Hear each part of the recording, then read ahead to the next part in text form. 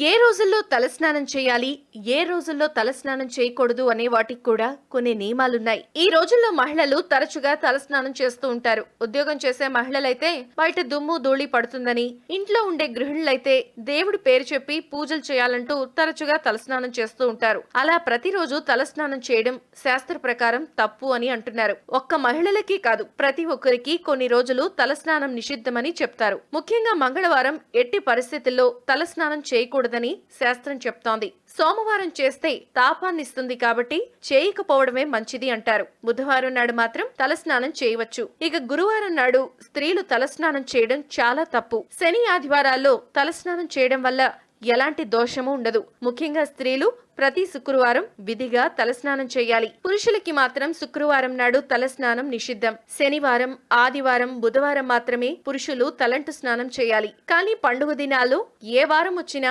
విధిగా తలస్నానం చేయాలి. మొత్తంగా చూస్తే స్త్రీలు బుధ, శుక్ర, శని, ఆదివారాల్లో మాత్రమే తలస్నానం చేస్తే అన్ని విధాల శ్రేయస్కరమని అంటున్నారు. ప్రాచీన రహస్యాలు, ఆచార వ్యవహారాలు, శాస్త్రీయ విశ్లేషణల సమాహారం మీ తాళపత్రం. మరిన్ని వీడియోస్ కోసం సబ్స్క్రైబ్ చేసుకోండి. ధన్యవాదములు.